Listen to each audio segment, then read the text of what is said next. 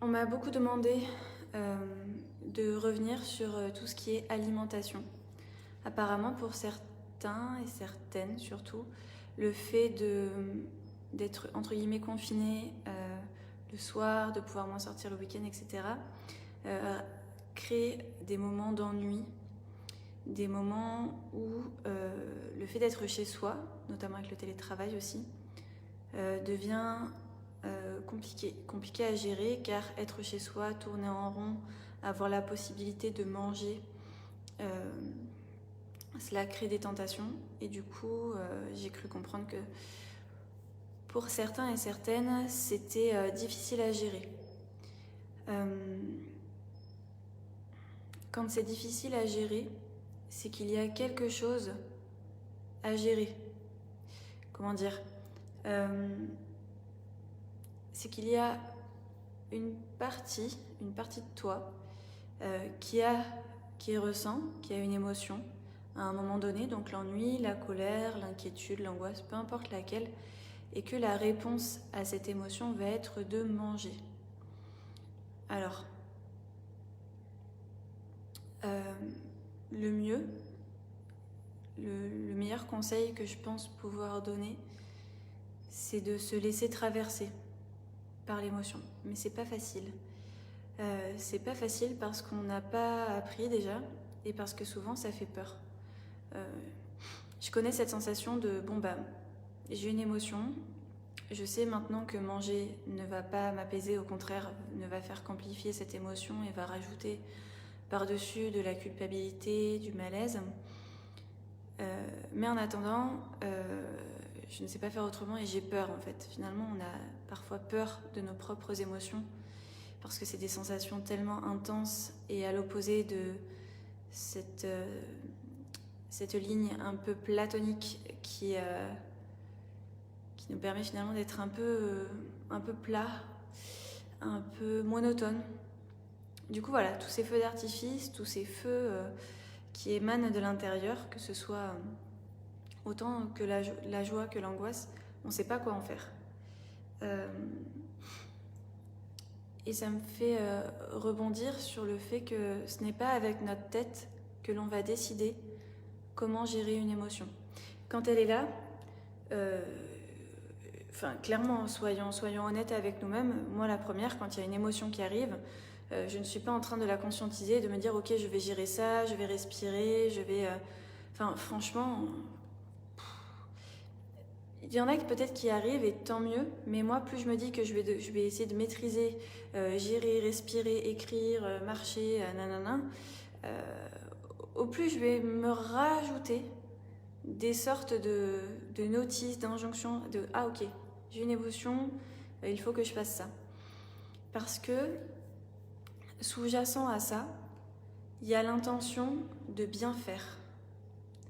Et c'est grâce à mon prof de danse que j'ai lâché un truc cette semaine sur le fait, du moins déjà j'en ai pris conscience et je pense que de toute façon je peux vous parler que de ce que je vis moi-même, donc j'ai envie de vous parler de ça ce matin, que le fond du problème derrière tout ça, je pense, c'est cette volonté de vouloir bien faire, parce que ça sous-entend qu'on pourrait mal faire. Si on croit vouloir bien faire, c'est que quelque part, il y a une partie de nous qui croit qu'on a la possibilité de se tromper. On a la possibilité de mal faire et que ça va avoir des conséquences néfastes.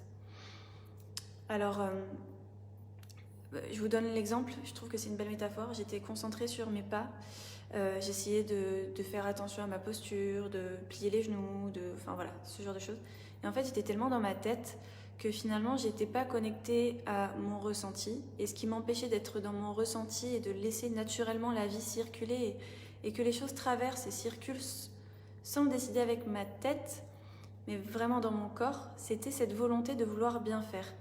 J'avais envie de faire bien, parce qu'on nous apprend à bien faire, on nous apprend que si on fait pas bien, on va être puni, il va y avoir des conséquences, ça va pas être cool.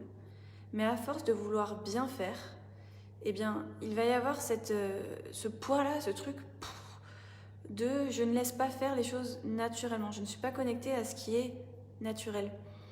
de plus en plus, je suis persuadée que même si on ne nous a pas appris à gérer nos émotions, quelque part, c'est parce que c'est quelque chose qui est censé être inné. C'est ressentir, c'est la vie même de l'homme, j'ai envie de dire, et de l'homme avec un grand H. Et donc du coup, si ce matin je suis partie à la base du fait de manger, j'ai fait un lien tout de suite avec le fait de manger les émotions. Les émotions, le fait de vouloir les gérer. Pourquoi vouloir les gérer? Parce que ça sous-entend là-dessous qu'il y a une intention de bien faire.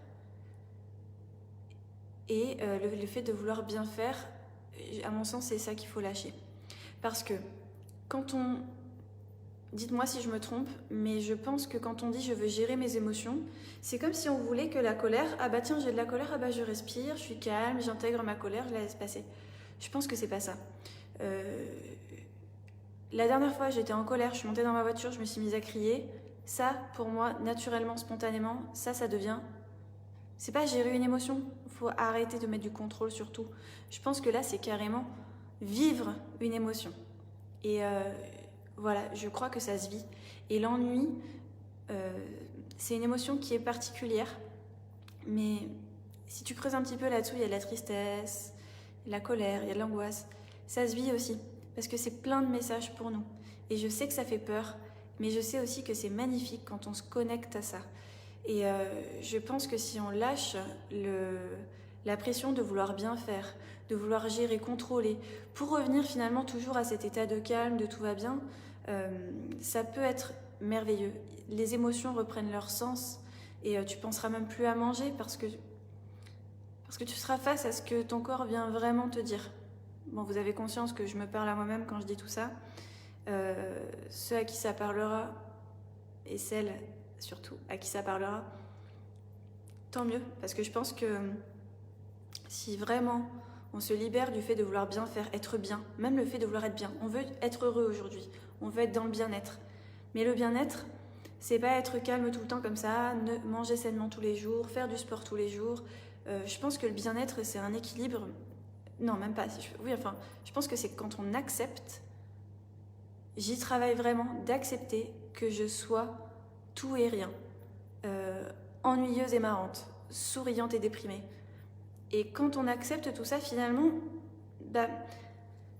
c'est l'infini, ça circule, ça passe, et je crois qu'on peut se mettre à respirer qui on est, et là, on n'est plus dans une quête de bien-être, on n'est plus dans une quête de vouloir être bien et de vouloir bien faire. Je pense que c'est vain, en fait, parce que plus on essaie d'être bien, et plus on est mal. Vu qu'on est dans un monde avec des polarités de positif et de négatif, si tu tires la corde pour vouloir absolument toujours être bien, boum, tu vas te prendre l'élastique, ça va revenir dans l'autre sens, et quand tu vas être mal, ce sera... Voilà, donc c'était une introduction à cette méditation pour expliquer en fait le sens que moi j'entends derrière le fait de manger ses émotions. Et au lieu de travailler sur le comportement, j'ai envie d'aller chercher directement un petit peu voilà, au fond du truc, vraiment. Parce que oui, je pourrais te dire de te mettre à tricoter, à faire tes cours d'anglais, ou à cuisiner, ou à te brosser les dents quand tu as envie de manger. Mais je pense qu'il y a un autre truc là-dessous. Et que ce truc, c'est d'accepter de vivre en fait et de traverser tout ce que ton corps il t'envoie comme message. Pas facile, je te l'accorde. Mais du coup, si c'est pas facile, c'est la vie. Ça arrive. Et du coup, si des fois ça t'arrive de manger, ne lutte pas, mange. Jusqu'au moment où tu auras suffisamment de courage et de conscience pour accueillir tout ce qui vient. Voilà. Avant de commencer cette méditation guidée, je te propose de faire une petite liste dans ta tête de tout ce que tu penses devoir bien faire. Est-ce que tu veux être une bonne mère? Est-ce que tu veux être quelqu'un de bien? Est-ce que tu veux être une bonne amie? Une bonne compagne, une belle femme? Est-ce que tu veux tout ce que tu veux faire bien en fait, tout ce qui tous les jours te fait dire qui est motivé par cette espèce de pensée racine de j'ai envie de faire bien, j'ai envie d'être heureuse, j'ai envie d'être dans le bien-être. Tout ce qui t'envoie uniquement dans un seul sens au lieu d'être dans ton entièreté de tout en fait, de tout ce que tu es. Je suis bien autant que je suis mal. Voilà, fais cette petite liste dans ta tête si ça te parle, et si ça te parle pas, tant mieux, c'est pas grave, on s'en fiche. Laisse-toi porter, sens-toi libre, vraiment. ici, là, maintenant, même moi, j'ai envie de me sentir libre de ne pas guider cette méditation avec l'intention de bien faire. Parce que quand j'essaye de bien faire, quand j'essaye de vous toucher, quand j'essaye d'être une belle voix, quand j'essaye d'être douce, quand je suis dans l'intention de faire bien, presque en croyant que je peux faire mal, je ne suis pas dans le juste. Donc là, tout de suite, je vais essayer de me connecter à ce qui est juste. C'est pas facile. Moi aussi, je travaille comme vous. J'ai envie vraiment de vous guider dans ce qui est juste, ce qui résonne pour moi, parce que si c'est vrai, ça résonnera pour vous. Alors que si je mets des peurs là-dessus, peur de ne pas être assez bien, peur de ne pas être à la hauteur, peur de ne pas être suffisamment ceci ou cela, je ne vais pas être dans le vrai, je ne vais pas être authentique, et il ne va rien se passer ni pour vous ni pour moi. Donc voilà, c'est en toute honnêteté que j'essaye ce matin de vous transmettre uniquement le peu que j'ai dans mon humanité. On y va ensemble? On respire? On gonfle les poumons, la gorge, les clavicules.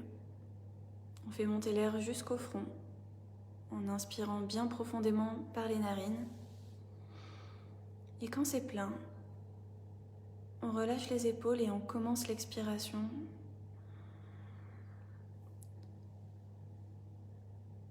Tranquillement, dans la douceur. Dans la douceur d'un soulagement et d'un moment qui ne demande qu'à être vécu. N'essaye pas de te détendre, n'essaye pas de rentrer en transe. N'essaye même pas quoi que ce soit d'autre que d'être là pour toi, dans un état d'accueil de tout ce qui existe, de tout ce qui vibre, de tout ce qui palpite, de tout ce qui existe à l'intérieur de toi. Et pour accueillir ça, pour être en mesure de contempler ton être intérieur, je vais te proposer simplement de respirer. Et à chaque fois que tes pensées viendront perturber la conscience du cycle infini de ta respiration, je te proposerai de respirer encore, de revenir à ce mouvement continu et constant qui n'est que vie. D'ailleurs, n'essaye même pas de bien respirer. Sois juste là avec ta respiration, telle qu'elle est maintenant, courte, faible, bloquée à la surface. On s'en fiche. Ce qui est important, c'est d'observer, sans jugement. Comme si tu regardais un oiseau voler. Tu ne te demandes pas si le battement de ses ailes est régulier, si la synchronisation de son corps dans les airs est parfaite. Simplement, tu l'observes, voler avec légèreté, s'engouffrer dans les nuages, les dépasser et découvrir l'infini horizon qui est par-delà tout espace.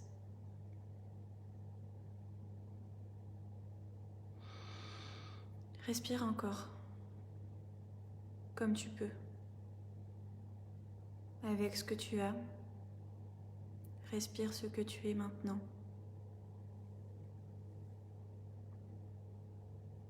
Sans chercher quoi que ce soit d'autre que de voler par-delà les nuages et laisser ton esprit se calmer, s'apaiser, lui offrir quelques battements d'ailes pour s'évader lui aussi. Ton esprit est ton meilleur ami et je suis sûre que tu pourrais souhaiter à ton meilleur ami le plus beau des voyages, le plus agréable et surtout lui offrir de l'espace, lui offrir un temps de pause pour qu'il qu'il aille lui aussi se ressourcer, s'endormir paisiblement.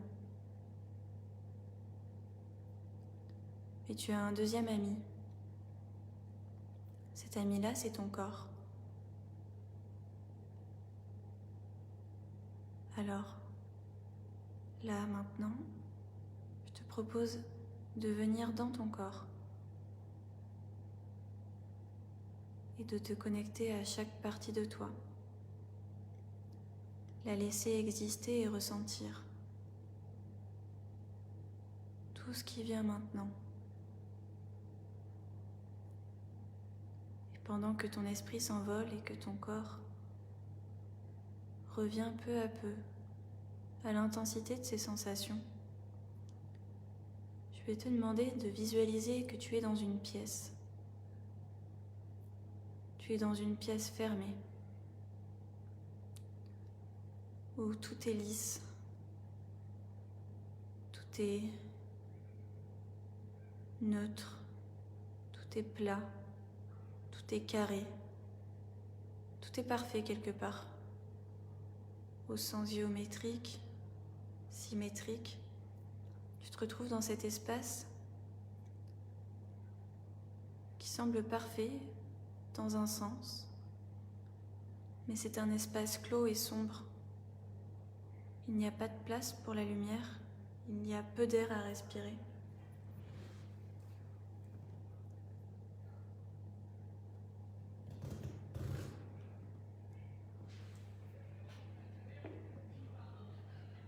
Alors, pendant un moment, je vais te proposer de rester dans cet espace et de voir ce qui se passe. De voir que entre ces quatre murs, tu es enfermé et que tu ne peux finalement rien découvrir, ni lumière, ni obscurité, ni joie, ni rencontrer personne, ni te voir, ni t'exprimer, ni chanter. Dans cette pièce close, tu peux choisir de visualiser une porte. Il y a plusieurs verrous sur cette porte, alignés, du côté gauche, du côté droit, comme des grosses serrures.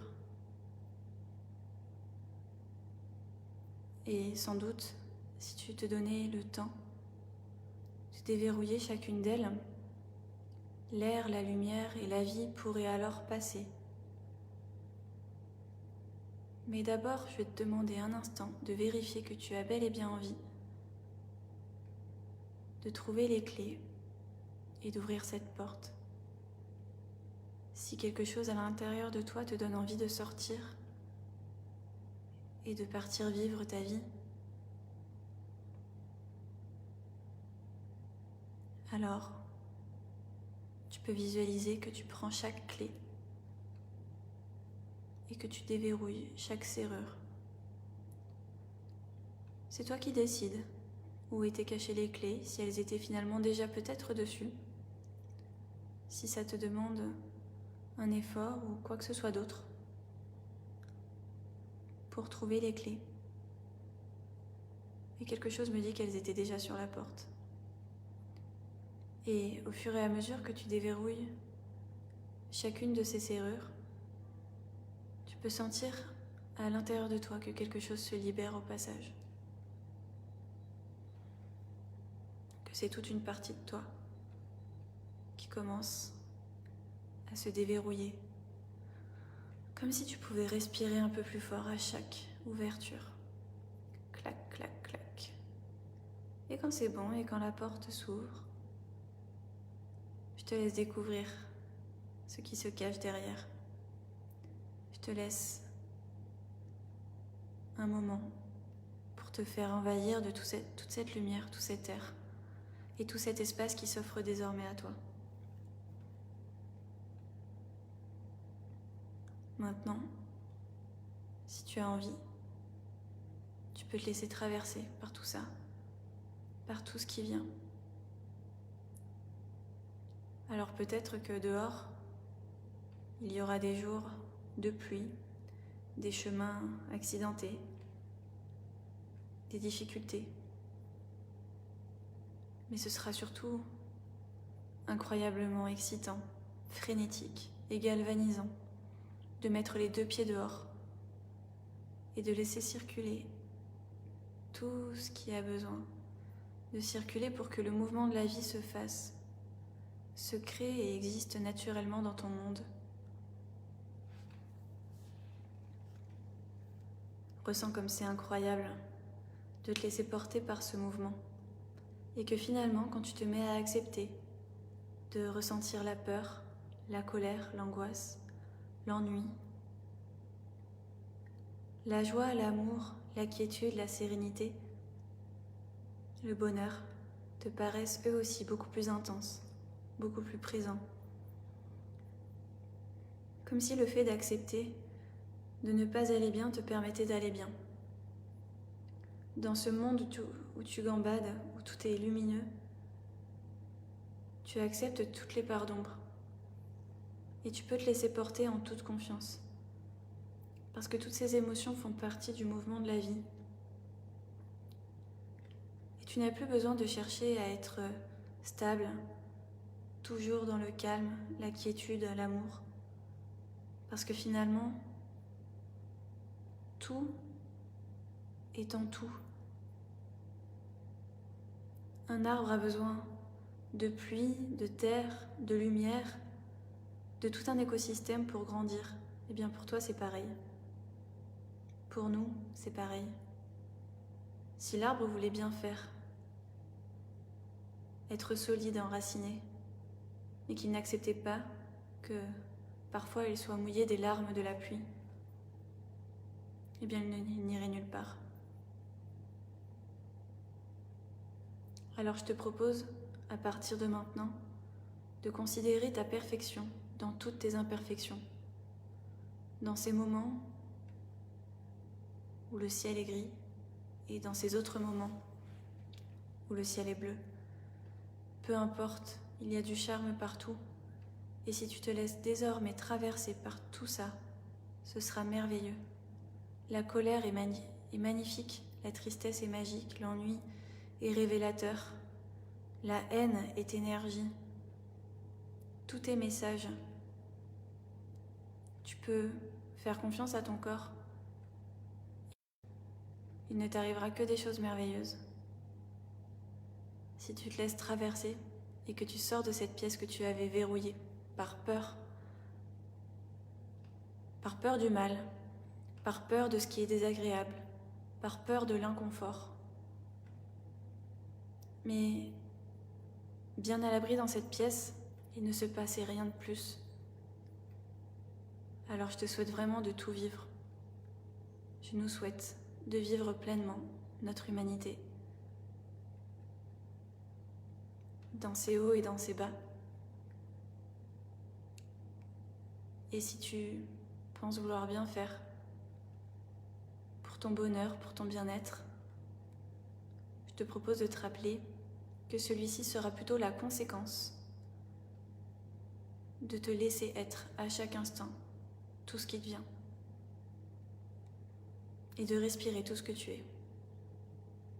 Voilà, le plus beau que je puisse nous souhaiter ce matin, c'est de respirer ce que nous sommes, des hommes, des femmes, avec des larmes, des rires, des questionnements, des incertitudes et des peurs, et de laisser tout ça faire partie de nous,